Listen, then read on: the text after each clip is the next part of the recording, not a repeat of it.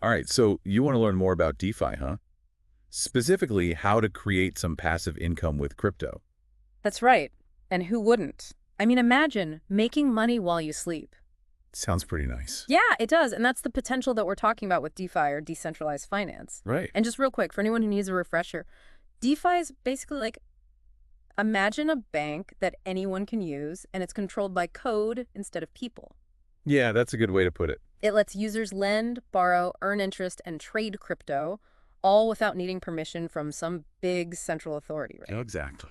Okay, so getting to what everyone wants to know. Some people are actually making money while they sleep using this. They're using DeFi, and our listeners want to know how they're doing it. Yeah, so it's totally possible, and it all comes down to how DeFi lets you generate passive income. There are a few really popular and effective ways to do it, and the most interesting part is there are no middlemen. What do you mean by no middlemen? You're interacting directly with the system, cutting out those traditional financial institutions, banks, all that. Oh, I see what you mean. Yeah. Okay, so no banks, but how does it actually work? Give us some examples. So one way is through lending and borrowing. Just like you deposit money in a bank and earn interest, you can lend your crypto assets on DeFi platforms. Okay, so I'm basically becoming my own lender. Exactly. And the best part is the interest rates are usually a lot higher than what you'd get from a traditional bank because, like I said, you're cutting out the middleman. How much higher are we talking? You can often find rates in the double digits, which is pretty amazing compared to a regular savings account. Wow, double digits. That's a huge difference. But what about the risk? I mean, crypto can be pretty volatile. Oh, absolutely. There are definitely risks to consider.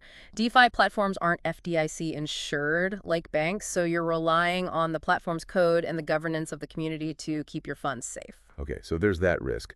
Anything else our listeners should keep in mind? Yeah, smart contract risk is a big one. These contracts automate the entire process, but if there's a bug in the code, you could potentially lose your funds. Yikes. Right? And then there's also platform risk. Newer platforms might not have been tested enough to be fully secure. They could be more vulnerable to hacks, so that's something to think about. So it's kind of like choosing the right bank. But in this case, the bank is a piece of code. Exactly. You also mentioned liquidity pools earlier. I wanted to circle back to that. What are those and how do they work? So imagine you're running a currency exchange booth at an airport. Okay, following. You need enough dollars and euros on hand so people can exchange them easily. Right? In DeFi, you can provide that liquidity by adding your crypto to a pool, and then you earn fees on every trade that happens in that pool. So it's kind of like owning a little piece of the exchange and getting paid every time someone makes a trade. Precisely. That's really interesting. And this is all happening on blockchains like Ethereum and Solana, right? Exactly. Those are two of the big ones. These blockchains are like the foundation for all these decentralized applications. Ethereum's been around the longest, but newer chains like Solana are coming up, and they offer faster transactions and lower costs.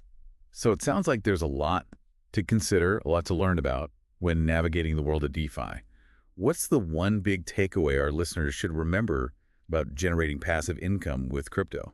Well, the potential is definitely huge, but doing your research is absolutely essential. Right. Research the platforms carefully, understand the risks involved, and remember, never invest more than you can afford to lose. That's great advice. So we've learned that DeFi is kind of like building your own personal bank, but with Co. What other possibilities could this open up? What could the future of finance look like? Something to think about as you continue exploring the world of DeFi. Thanks for joining us for this deep dive.